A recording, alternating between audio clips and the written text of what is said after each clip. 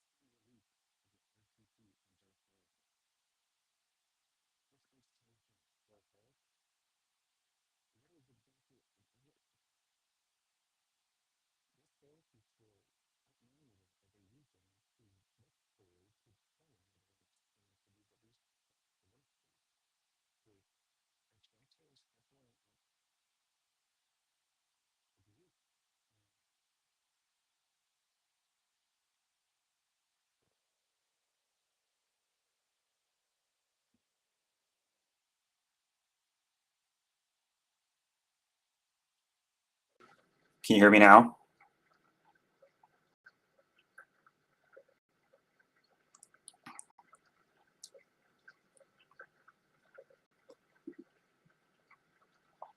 Stream cam.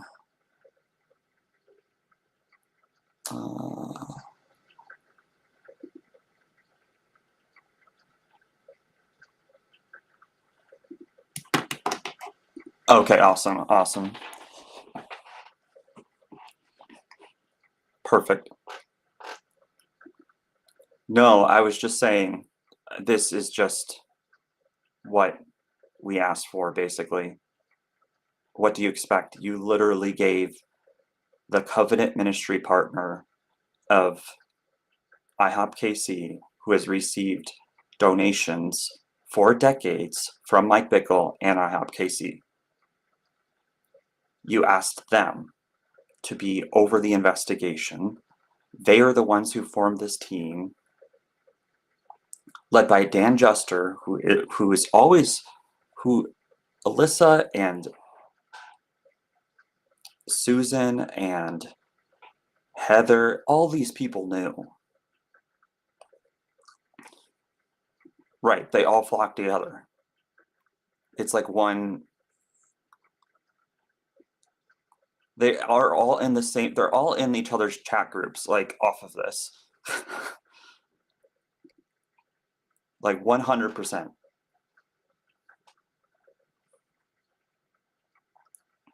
This, I just cannot. I cannot do this. This is. These fuckers.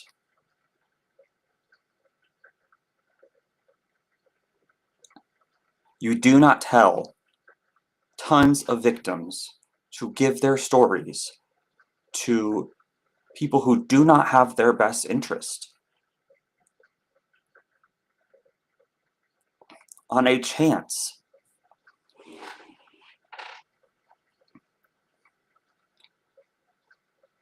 And Caleb and Bose, I'm pretty sure, encouraged this.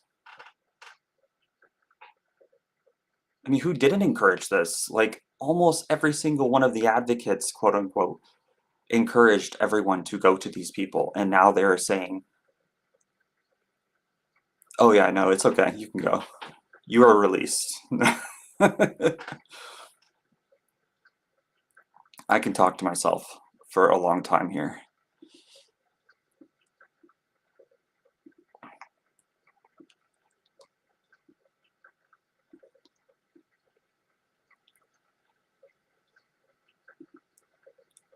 Oh, who is viewing? Let's see. Oh, we've got 9 viewing. Okay. No, this is just absolutely horrific.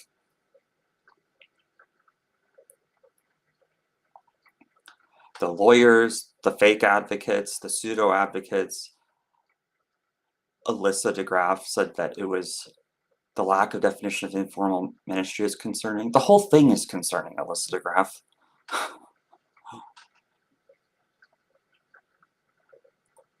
And are you shocked, Alyssa DeGraff, because you sent them to this investigation?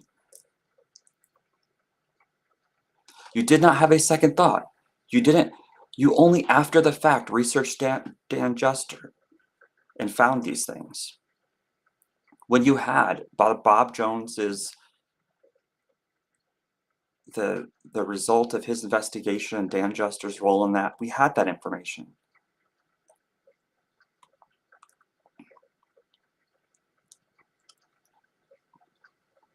This was a profound betrayal of IHOP-KC victims. Telling people to go to Tikkun Global to participate in an investigation of which they oversaw. This entire thing, victims gave money to this. The advocate group raised money for this. Victims gave. They gave their stories, they gave of their finances. This is, what do you expect? This was exactly what you should expect. And you walked straight into it. And myself and many others were telling you we were not comfortable with someone like this being over the investigation. It is literally a conflict of interest, just glaring bright red. But you just wanted an investigation. As if that was just going to make things better. No, it can always get worse. It always can get worse. Doing something is not always better than doing nothing for the moment. But people didn't care. They wanted a product at the end of it. They wanted an investigation at the end of it. And they didn't care who were the people who were holding all this information. And man, thank you to Heather Griffin. Thank you to Alyssa DeGraff. Thank you to Susan Tuma. Thank you to Dwayne Roberts. Thank you to Elizabeth Herder. Thank you to all of our lovely quote-unquote advocates.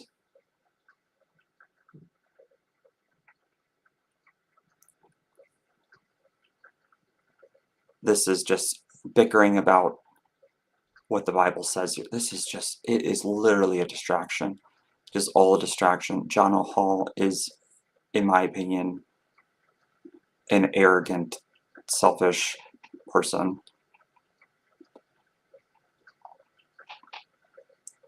This is just drama. It just feels like drama, but it's not drama.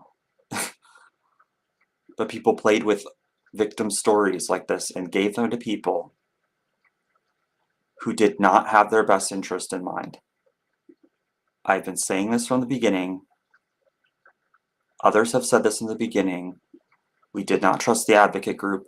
We did not trust TQ Global, but people pushed it. And when I've confronted them on Facebook, when I've confronted them on X, I have been gaslit. I have been ignored. I have been sidelined. I've been attacked. I've been ostracized. My views, my tone, everything has just been completely kicked out so people could just push this forward. And where were the people on the sidelines? Where was Julie Roy's? What was Boz? Where was Caleb? Where were these people?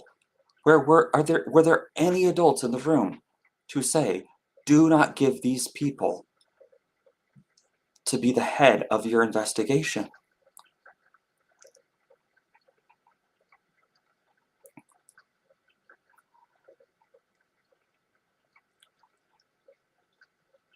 And people will say, well, at least there was an investigation and that's what matters. As if that was the only option.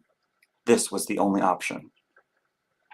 A pronouncement by their pastors and therapists, plural, I don't know what to call that, saying that Mike can re-enter informal ministry, that Isaac can, that Stuart can, that Dave can. They basically rolled out the red carpet to say they can keep their careers.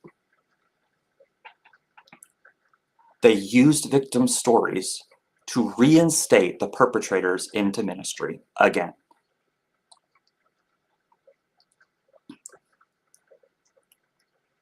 Who would have thought? Oh, I would have. I think a lot of people would have, because the NAR flocks together, like the A baby count says. It was so predictable. They walked straight into it. Fucking idiots. And I say that in the most loving way. But they are idiots. Susan needs to stop doing what she's doing. Alyssa needs to stop doing what she's doing. Heather Griffin needs to stop doing what she's doing. The advocate group needs to stop doing what they're doing. They need to quit. We need competent adults. You have completely disqualified yourself from trying to be advocates. But you won't care because it also has to do with y'all's brands. It also has to do with y'all's vanity. You will just push it right through, no matter what it is, no matter who has to pay, and we will be your guinea pigs. We will be the sacrifice for you. But these victims who are giving their stories, they don't know. They don't know what they're getting into. And Susan and Alyssa don't know hardly anything about any of this that is competent enough to be doing nearly in any way competent enough to be doing what they've been doing this entire time.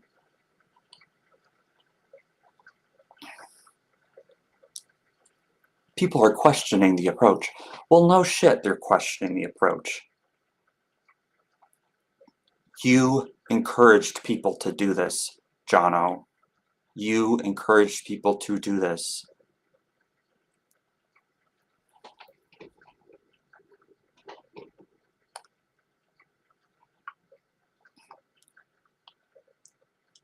They are going back into ministry on the back of this investigation. Dan Jester and his group literally are serving the abusers right now by doing this. They are doing, I mean, Bickle and Dave and all these people, they are going to love this.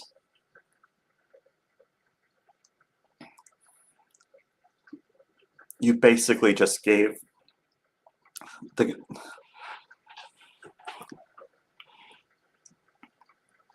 I just don't know how else to say this.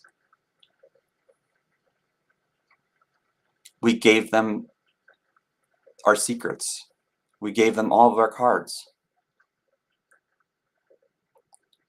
We did not have an adult in the room. No one here was an adult. Where was Julie Roy's? Blaze is just a flaming hypocrite.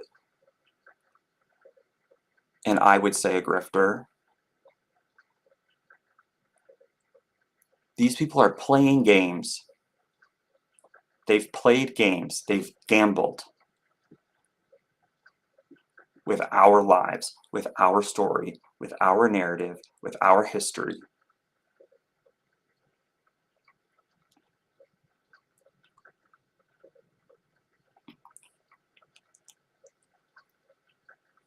I hope, and I don't think I have a place to be hoping this. But the only hope is that people realize that they fucked up in ways that are incredibly harmful to these people. These people gave their stories to a ministry funded by Mike Bickle for decades, and you encouraged them to do it.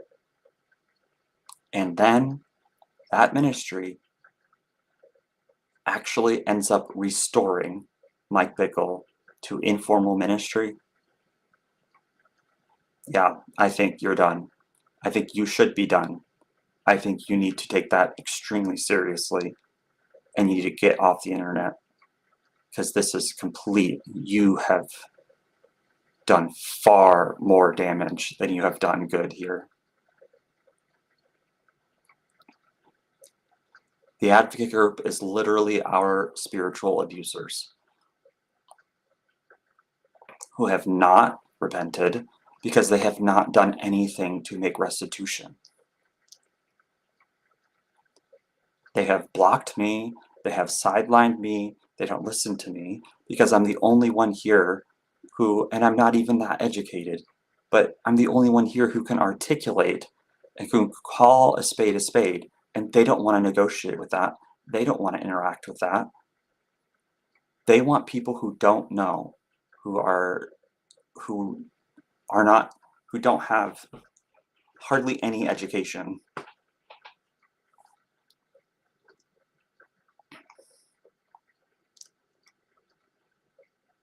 They want people, the advocate group does not engage with me. even though they say that they're trying to restore and they're very sorry and all of these different things, I'm the only one holding their feet to the fire here. Susan has done it sometimes, I guess, but she is the one who actually trusted them in the very beginning. She started working with them and cooperating with them, and in ways compromising with them. When they were writing the gosh, what do you call that? When they were writing the petition, it's like, no shit, these people like are not going to want to go as deep as they need to go.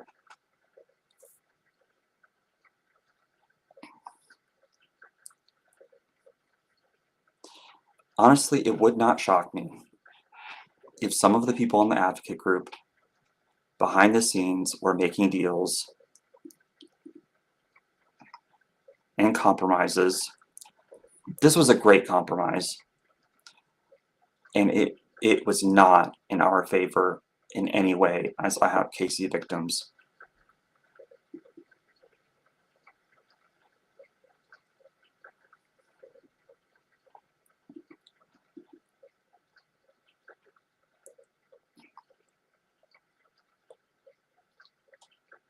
I think I'll have a recording, yeah.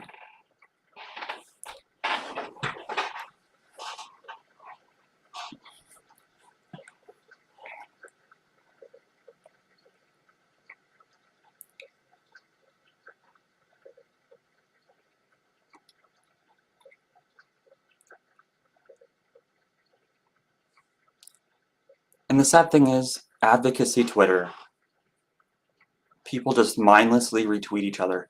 And I'm guilty of it, I've done it too.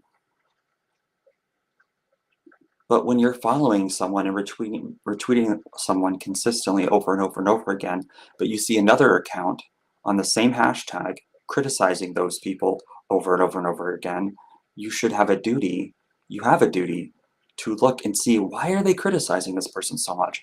Why does this person feel so passionately about this? And ask questions and try to get to the truth before retweeting them further. But that's not what people do. They just want to feel like they are heroes, that they have virtue, that they're helping victims, which is like the ultimate shield of all time and the ultimate ego boost of all time.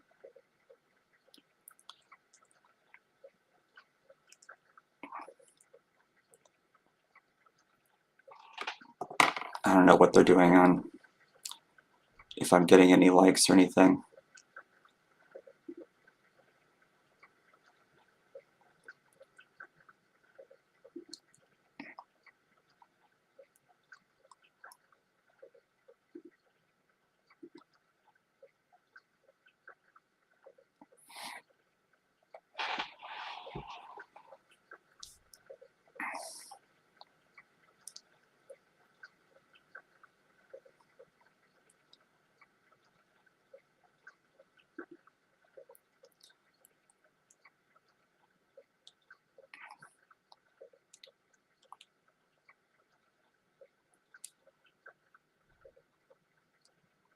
These people's words just do not matter at this point. It's like, we don't like this. Well, you helped arrange this. You don't get to not like this.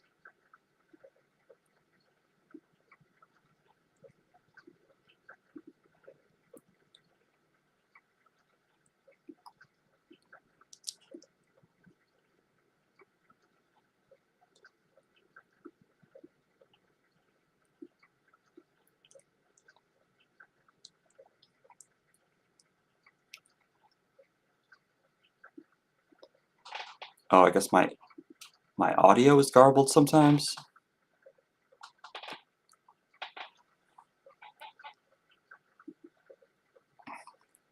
All right, well, that's enough for now.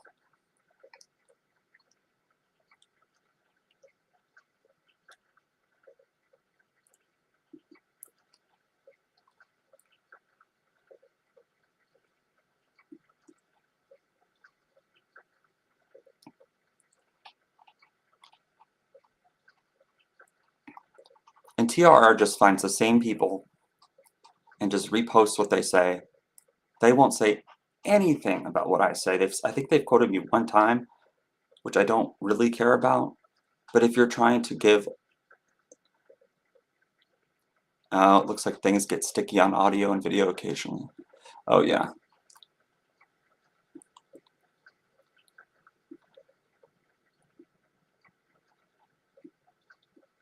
I'm trying to see if there's a way to get this clearer.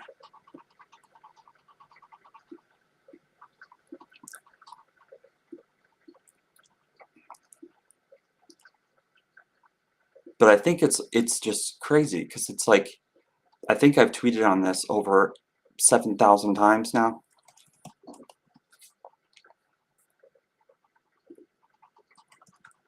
My perspective is not welcomed, which I personally don't care if someone else welcomes my perspective, but it's like if you're trying to tell a holistic story, you're trying to get all the views, this is not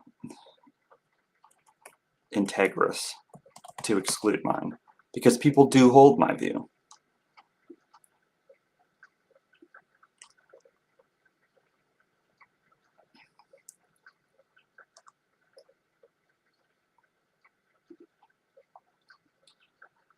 Okay, let's see. I feel like people are just now starting to see this, but so should I keep ranting, or can people even hear me that well?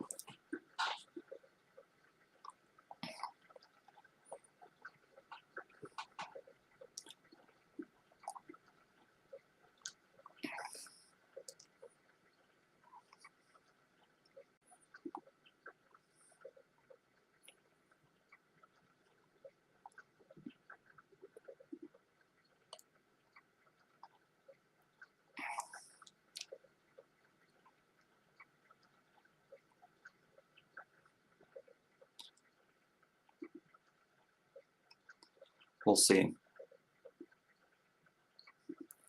This is just not, it just makes no sense. Why did we do this? Why did we give these people this position? We literally just let them, we threw out the red carpet for them. Let me fix this so people can see. Okay, I don't know if people see this, but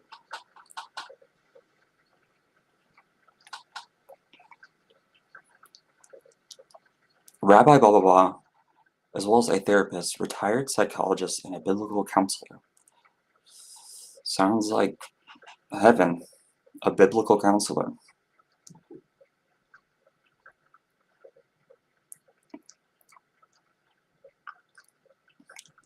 The PRT stated it was tasked with coming up with a restoration plan. Why did we not know, or did we know, that this was their task? Bickle could serve an informal ministry if he meets several conditions and gets approved from a therapist and a third-party counselor.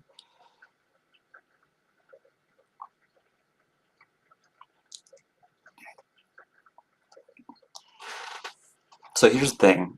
Once you lead a cult, you should just step down from ministry forever. 2 years is not enough.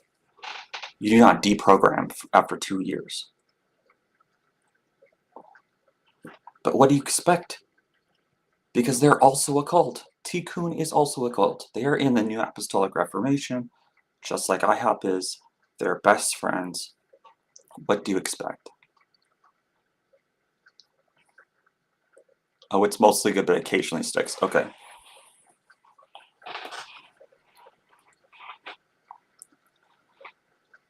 And I hate to say it, but when Christians investigate Christians, this is the stuff that happens. This is like asking the bishops of the Catholic Church to investigate their own bishops to see if they've moved priests around. Right? They should never return. There is no restoring perpetrators, ever.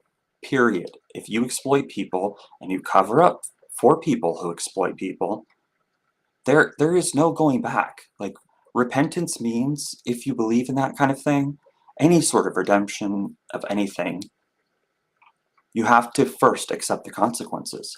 The most basic consequence is that you remove yourself from the place where you are doing all of this damage. If you are really sorry and you really care, you would remove yourself.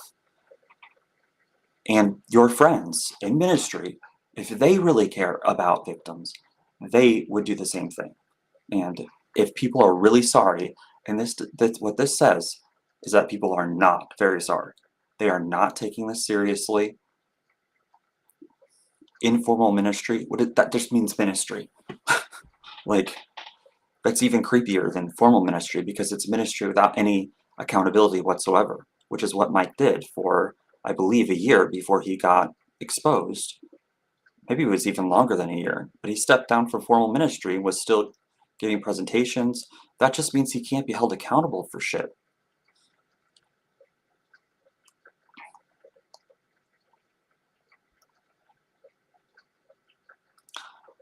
The firefighter, well, yeah, here's Mark, that it said what everyone already knew. Well, yeah, it said what everyone already knew. Like, duh, these reports are not like revelations. They do not solve the problem. And I hope people have finally realized that it is not worth asking the perpetrator's best friends to investigate just to get an investigation. It is not worth it. Do your own damn investigation. But you didn't do that. You raised money. You raised money from victims to fund the Firefly investigation,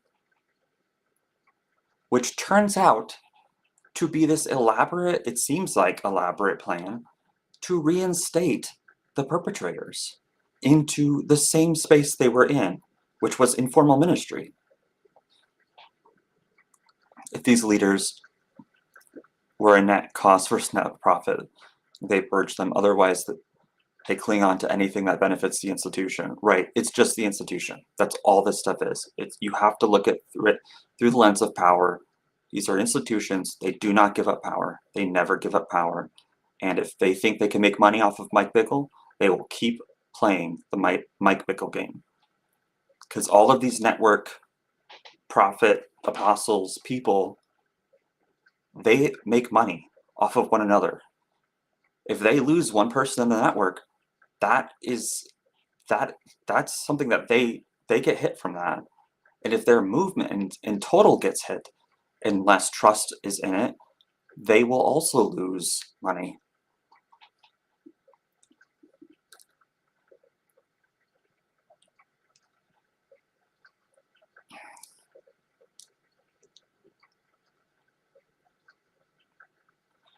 Susan, I don't want to hear a word you fucking say for the rest of my life. You have been such an idiot here.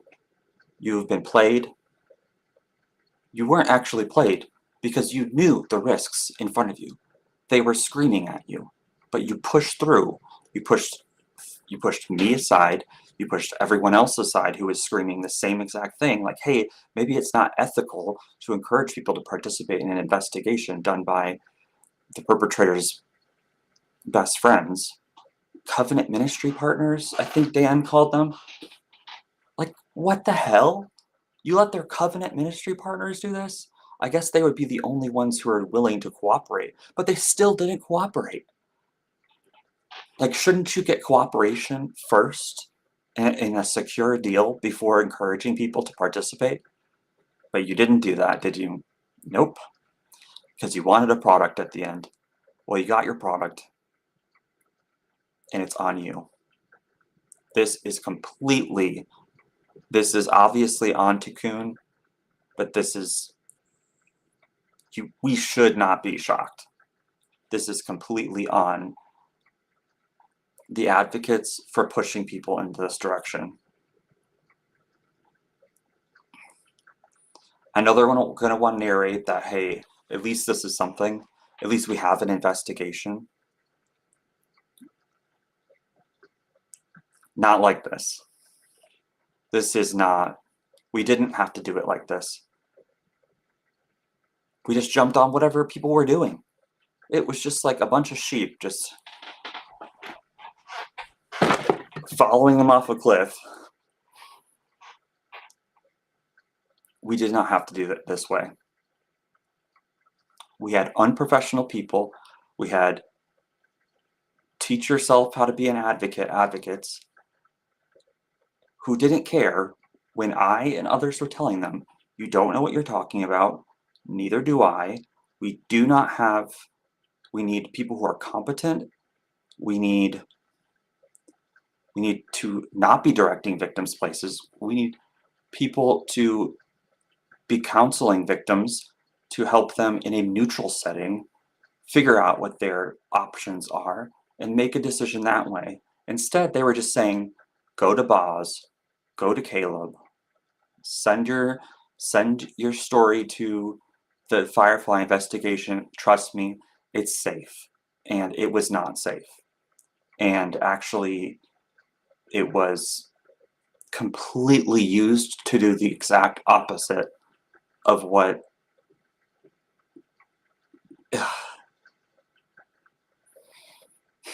the advocate group were fools if they thought that this was not going to be the outcome.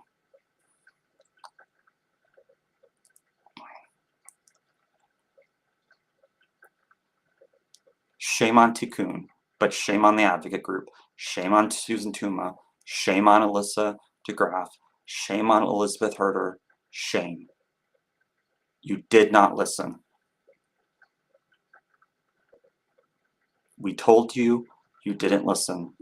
The people who are not as well educated, who just did not, people who don't have these competencies, like, you just told them to go in a certain direction. They just went naturally.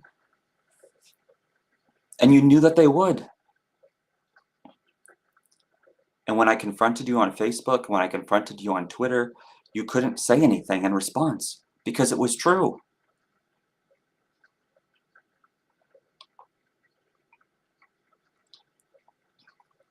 It's time for your cult to end. It's time for the advocate cult to end. It's time for the Susan Tuma cult and the Heather Griffin cult, the Alyssa DeGraff cult to end, because these pseudo-advocate people do not know what the fuck they are doing, and they are doing harm, and they are doing it aggressively, and they are pushing aside, and they're stamping down voices who disagree with them. And so is Julie Royce. She knows what I've said, and she will not highlight it. She will not bring it up in her own coverage. It is a advocate group sealed media echo chamber from pretty much all of the media and the YouTubers. None of the YouTubers want to repeat anything I've said. None of them. Why? Because money. That's why. Because this is a business before it is anything else. And Christians, though, will feel compelled and obligated to shove their skeptical, cynical side down and just keep going as if that's, because that's what their group demands. And this is just tragic.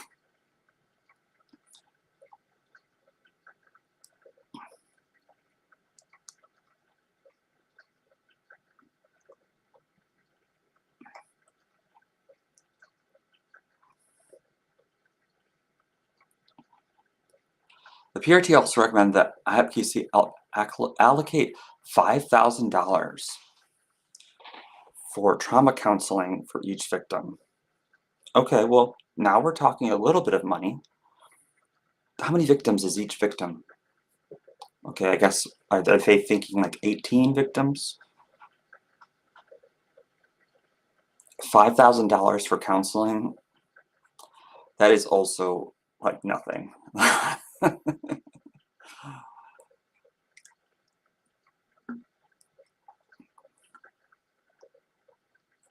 This was the group that was supposed to decide what the punishments were, huh?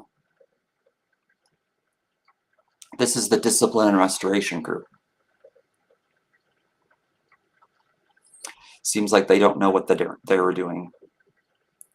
Seems like we knew that they didn't know what they were doing. We pushed people to go there anyway. 5,000 counseling is not enough to even begin to help. No, it isn't.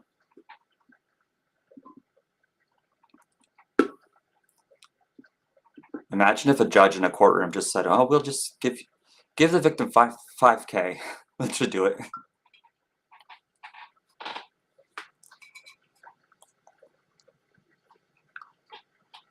$5K for PTSD. That seems fine.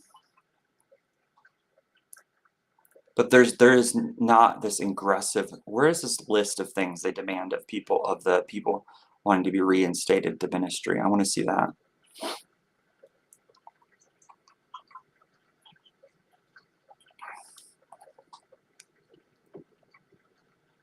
The PRT also stated that since none of the accused chose to be interviewed, they qualified the recommendations with this statement: if these allegations are true, then we recommend that. I mean, is there any way will we ever know? It's like, if they're true, how about it is highly likely that these allegations are true, and so we recommend that. Because here's the thing.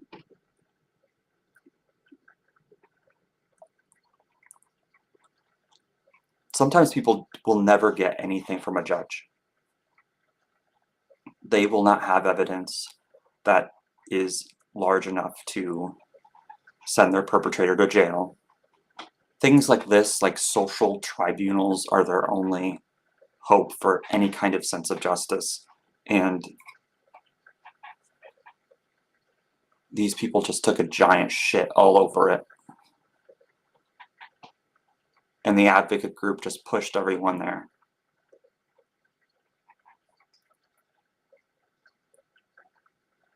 Bunch of idiots who don't want to listen.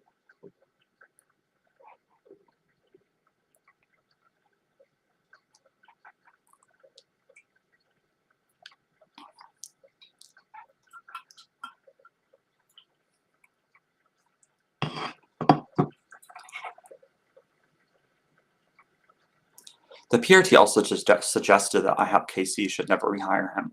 What does that even mean? Like, you should step down for 2 years of ministry, and then, like, maybe you can go to a different ministry and, like, do fucked up shit in that ministry.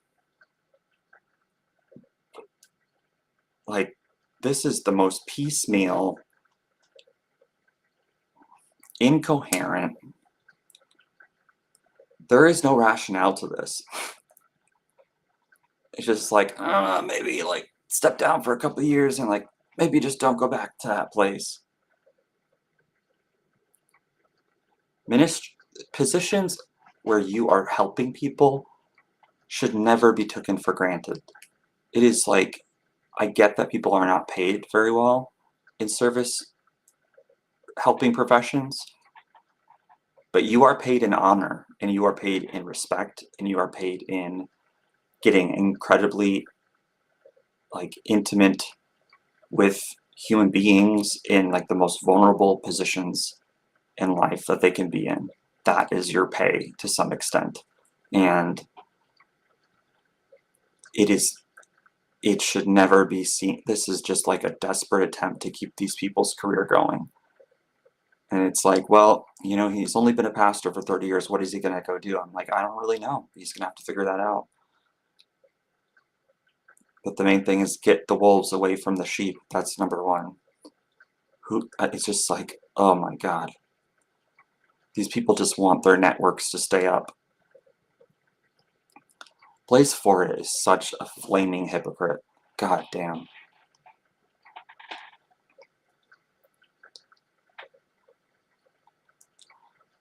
All these advocates flipped. Everyone took on a new identity as an advocate. But they don't know what they're doing. They never knew what they were doing. When people told them that they didn't know what they were doing, they called them names. In my case, they've threatened to file restraining orders and file police reports and FBI reports for criticizing them. And it's just like, you guys do not realize, actually, I think you do very much realize, you just cannot stop being a cult. You can't stop. It's an addiction. You have to get the validation. You have to. You have to get the next like. You have to post your long discourse about your spiritual journey, and we don't give a shit about that stuff. Oh my God. And posture like you're an expert and let people treat you and relate to you like an expert. And you have people who don't know anything, and you know 0.000001, which you can do so much damage with, and you don't care. You just don't care. I hope someone sues. I hope someone sues the advocate group, because this was incredibly irresponsible.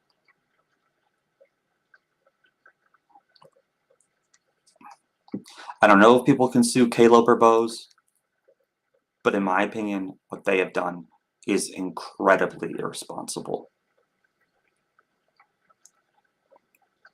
None of this was in our best interest. But Julie didn't care. Judy didn't care. Gracia didn't care. These people all want one thing, and they don't care who else pays for it. Even if it's justice, even if it's XYZ quote unquote positive thing, they're willing to be this reckless to get it done, to get the result that they want. And now we've got Gracia, who's starting an advocacy firm business thing. We've got Jedediah Hartley is going to be in that, apparently. We've got a lot of people who coincidentally are children of the advocate group who are now leading advocacy stuff.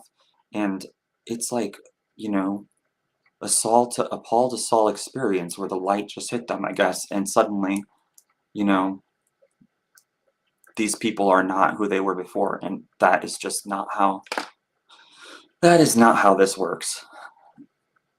You do not change overnight. And you do not assume that when people tell you they've changed, that they've changed if they have a long record of lying, deceiving, of doing PR and spin. This was their job at IHOP. IHOP, an organization that was constantly called a cult over and over and over again for decades. The leader's job was to do PR, to tell young people that when their parents were sending them here, that they weren't sending them to a cult.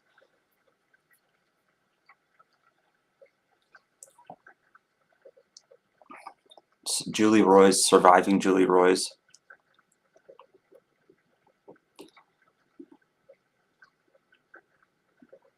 I'll have to check that out.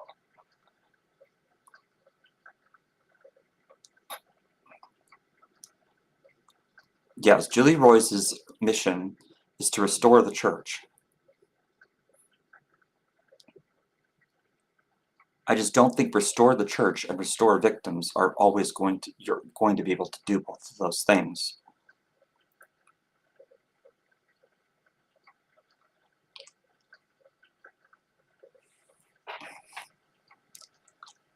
Yeah, it would be interesting to see what else is going on with that. The reality is if Julie wants to be in the position that she's in, she needs to be able to welcome this criticism, and she needs to be able to have this conversation. Because the ignoring PR thing is, it's going to look worse the longer she waits to do it.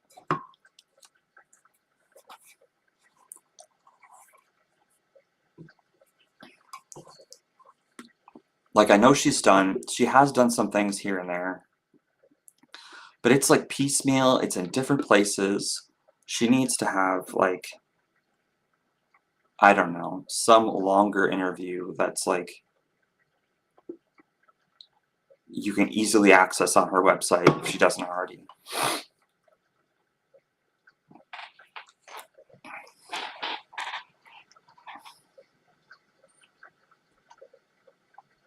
But her role in this has not been, I mean, people like me and my voice are not in these conversations for a very clear reason.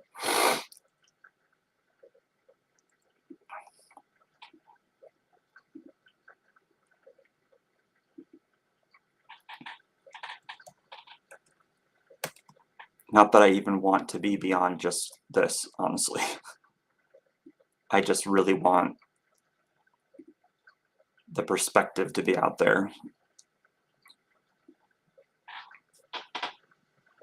from someone who doesn't want to be a cult leader. Like a lot of these advocate types want to be cult leaders.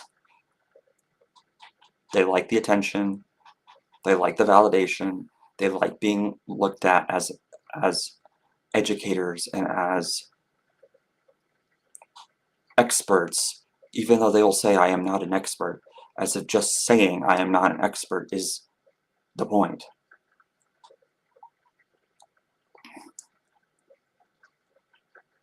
Influence, it doesn't matter. Influence, especially with people who are easily influenced, especially when you are aware that they are easily influenced, especially when you are aware and people shout at you that these people are easily influenced and you are leading them and you shouldn't be directing them anywhere. That is just, I honestly think some of these people cannot stop. Like, they just can't stop being a cult leader. They can't. And it's still evil, though. It's still evil to do that. Like, it's still evil to direct victims to do something against their interest.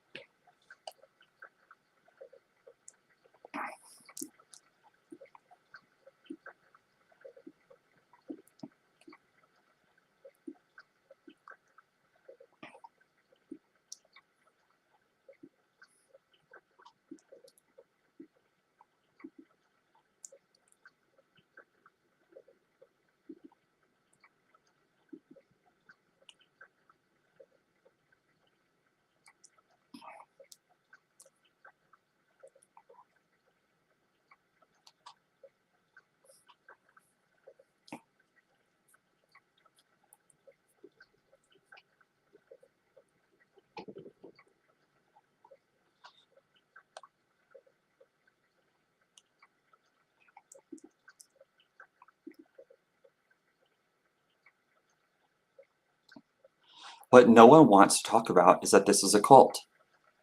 They're avoiding it. This was a system, an environment that lended itself to abuse on purpose. It was designed to be unaccountable.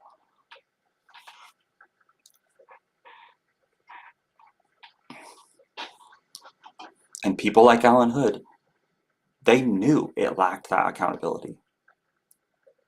It was intentional. It was not done in blindness. It was not done in complete deception or complete ignorance. It was set up that way. It was enforced that way. It was maintained that way for a reason. People knew. They just did not challenge it.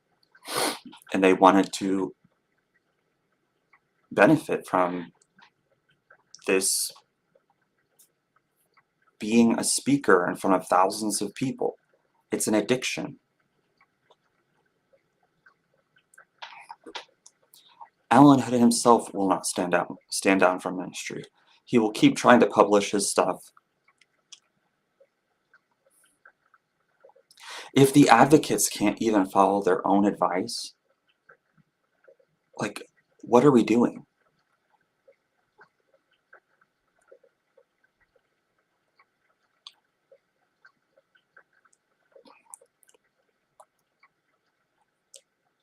This was a massive betrayal not just by Tikkun. It wasn't even a betrayal by Tikkun, because this was totally within their realm of what they were able to do and what they wanted to do. This is what they chose. The people who should be ashamed are the people who encouraged everyone to go to keep Tikkun, who raised money, who raised money from victims and took money from victims to put toward an investigation that was overseen by the perpetrator's previous covenant ministry partners for decades.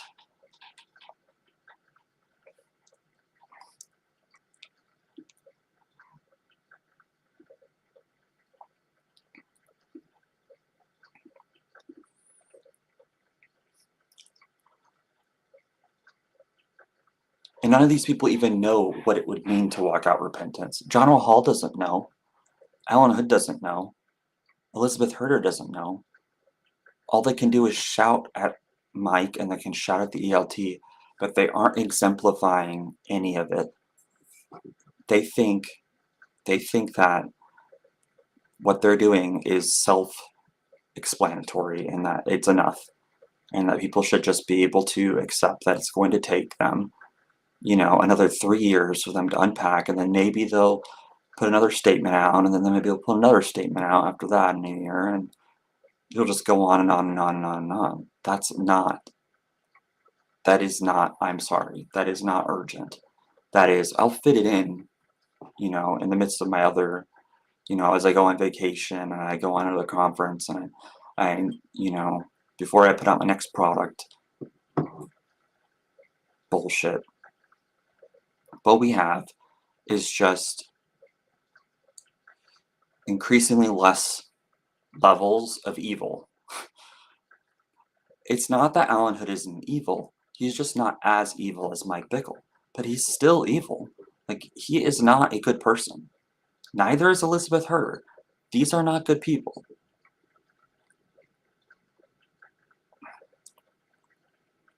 Dwayne Roberts? No, these people grifted. They made money off of and built their brands off of Mike Bickle's teachings. Corey Russell, all these people telling us not to, have secular media and to fast twice a week and do all these things. And then you go to their house and they have a big screen plasma TV and they live just a normal life as any other schmuck, upper middle class white family would. It's just like they were hypocrites. They just pumped out something that was not nearly as radical as the way they were living.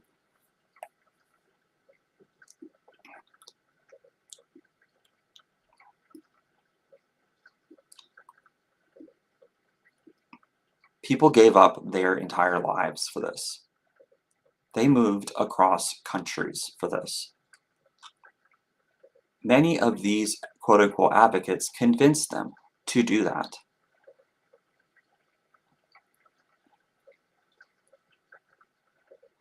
The reality is, repentance for these people looks like saying, hey, sue me.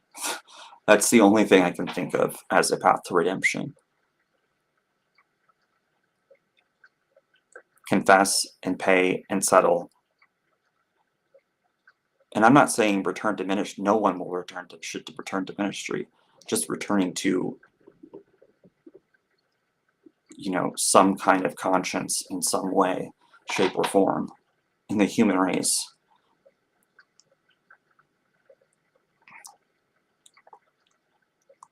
These people are not acting like empathetic humans, much less empathetic,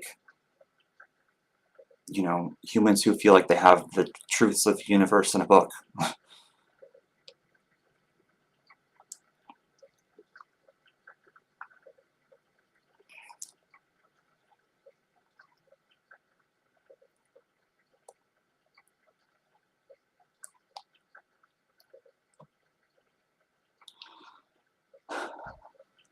IHOP-KC should also form an independent council of presbyters who aren't currently engaged with IHOP-KC to carry out the recommendations.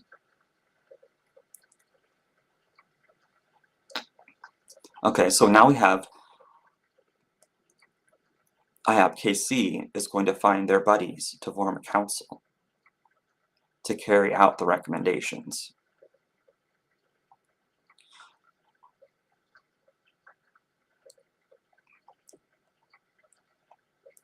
Regarding his discipline, repentance, and restoration plan, it's like a given. Everyone gets a restoration plan.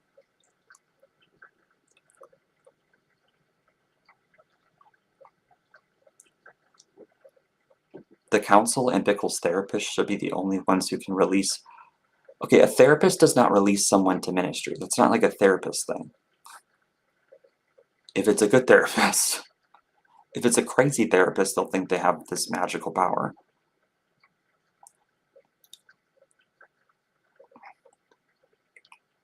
So it looks like they just need to find a therapist and a council, which we've done this one already, and they didn't listen over and over and over again.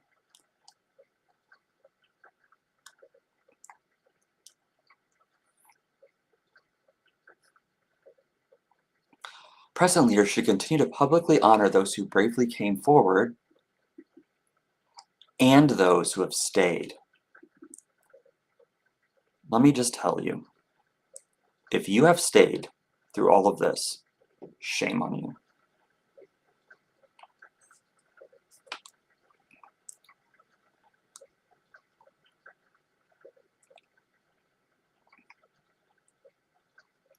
People say, oh, that's not the right approach you should take. You shouldn't shame them. And I'm like, well, they're adults, aren't they? Unfortunately, shame is sometimes the only thing that will motivate certain types of people. And I don't like that it's the case, but it seems like it's the case.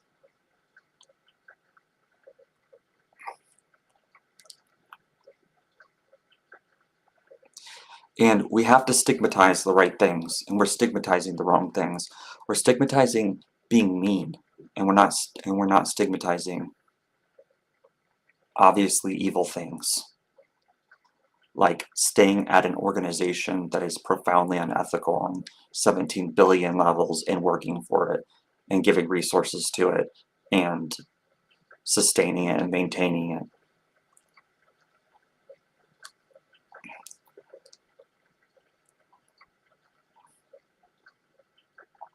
This is not an organization that should continue if they consider themselves people who should care about other people.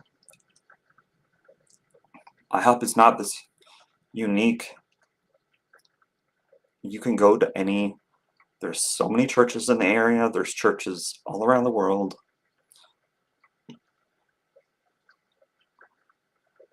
You can find whatever flavor you want. You don't need to stay at IHOP. And you shouldn't.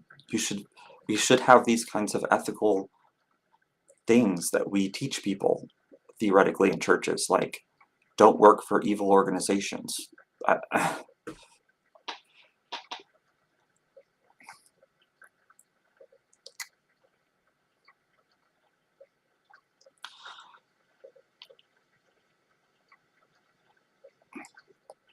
The entire IHOP-KC community should be given access to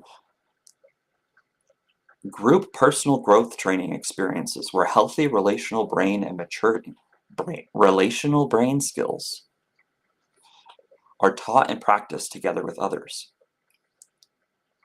That sounds kind of weird. If these had been the norm at IHOP-KC, the abuse being addressed would not have happened.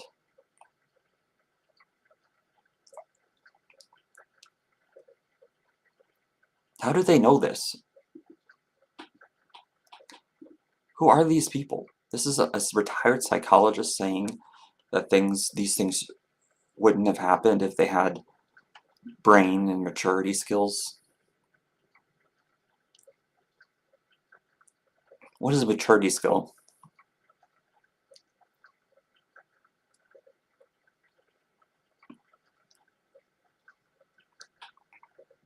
Maturity skill sounds like something someone says when they literally don't know what skills someone needs to have. They just need maturity skills.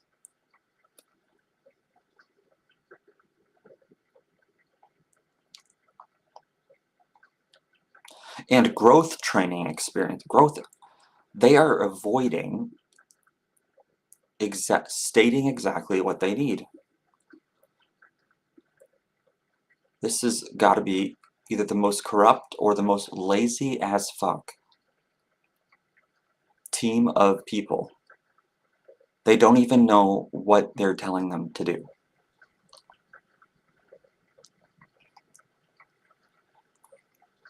And this is not how this works.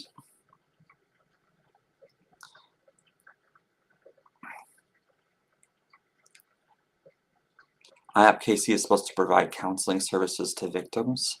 I definitely wouldn't want to go to IHOP-KC for counseling if I was a victim.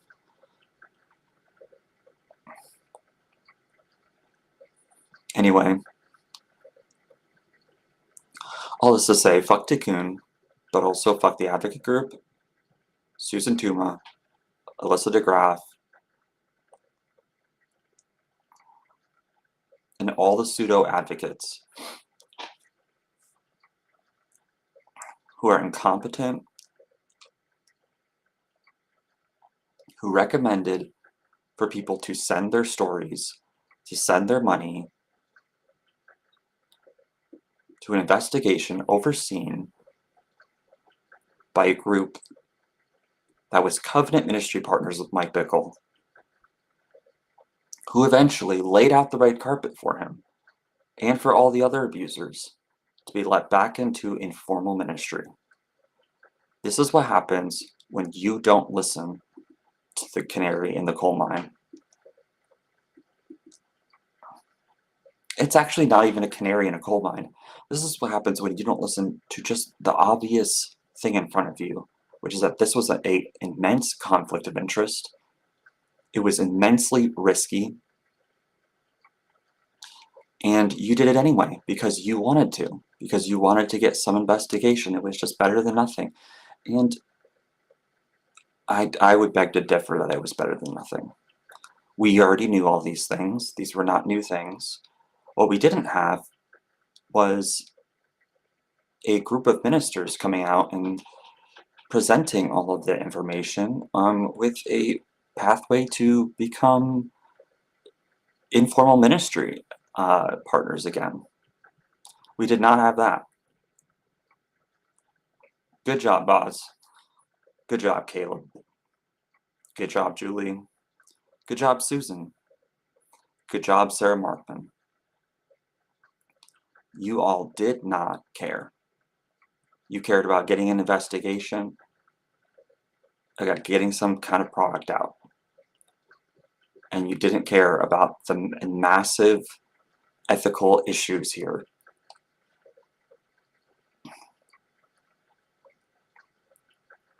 These people participated in an investigation that was used to essentially let their abuser come back into ministry. Like, and I don't even think any of these fake advocates, these Susan Tumaites, any of them will care. They will not blink. They will sleep soundly. Because everything is a show. Everything is drama and tea.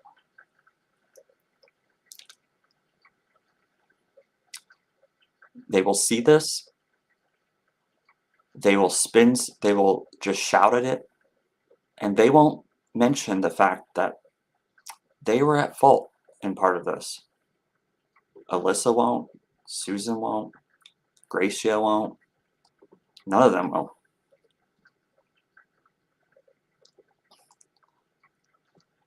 Because this was their project and they've invested so much in it. Why would they drop it now? because they're incompetent fools. And I am not much more competent than they are. But I'm not trying to say, hey, I'm an advocate, and hey, you should go to this lawyer, and hey, immediately just go to this lawyer, and here it is, and just participate in this investigation.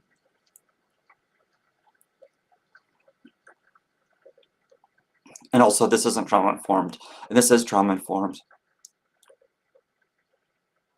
People do not know what they're talking about. Trauma-informed is a very new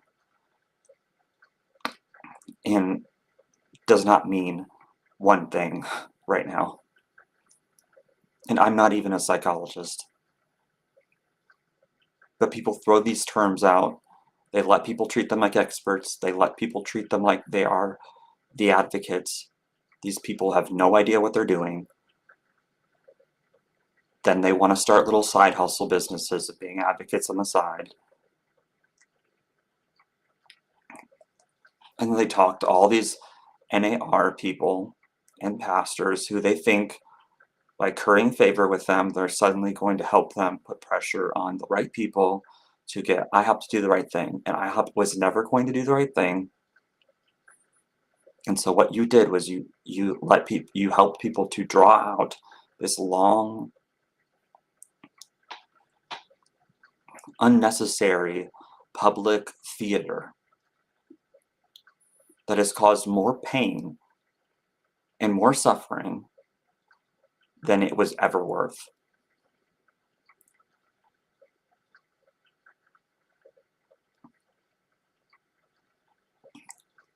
These people want drama, they want tea, which I'm not always opposed to, but not as the primary thing. But for some of these people, it is the primary thing. They will love bomb you in your DMs. They will, they'll find victims. They'll cozy up to them and tell them all the things. And then later on, when they get accused of something, they'll say, well, I have people who are talking to me who are victims. That's what those are for. And it's sad. Because for most of these people, it isn't a game. And most people just move on and don't think that they'll ever get justice. Like, that was kind of me. And to some extent, it still is me. I would just rather things not get worse. And I'm here because I think things are going to get worse. And they've gotten worse. And partly because people are re-narrating the story to make the advocate group seem like there were these wonderful people and they were just completely deceived and they were just completely blind and they didn't know any of this was coming and they didn't even think to, ask about the red flags because, they were just controlled and it was just all Bickle. And that is just a bunch of bullshit. This is what they were trying to tell us from the very beginning, to just focus on Mike. Don't focus on any of these other stories. Don't focus on any of these other leaders. Well, isn't that convenient that the advocate group's children are saying to not focus on their father, their parents' damage, and just focus on Mike? And then all the media did the same thing. Even though you have people like Rex Phillips, who are basically child rapists, and like people who are real, should be centerpieces in the story, that aren't, because it's not Mike Bickle. But this was what their strategy seemed to be. It seemed to be, we want to investigate things as deeply as possible, as long as it has this nice line that goes around us and doesn't touch us. Well, that's extremely limiting.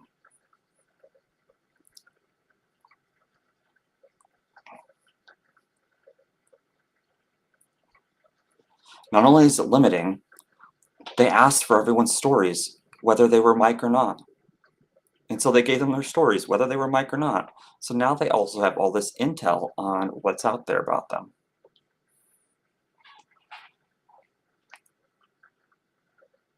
And they have the power, they have the PR.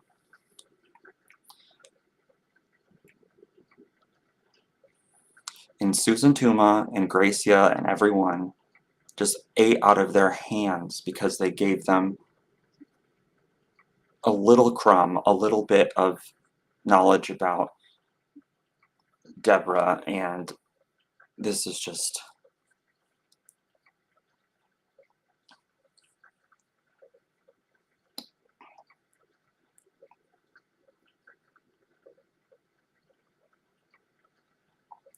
So the sad thing is, while Deborah and Tammy are like extreme victims of Mike Bickle and have endured tragic, horrible, awful things, they are also paradoxically in positions of privilege within this system. And they aren't, you know, they help perpetuate this system, and they taught people the teachings, and Tammy still teaches people the teachings. So it's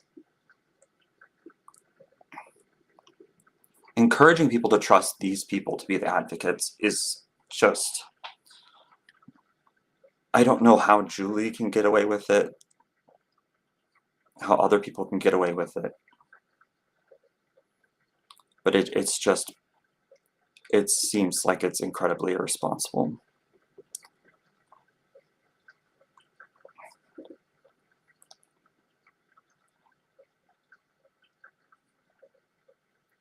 All right, I think that's enough for today. Thank you, everyone who listened to me ramble. We'll see. Hopefully I'm pretty sure people will get mad, but they're already mad if they know about me, so.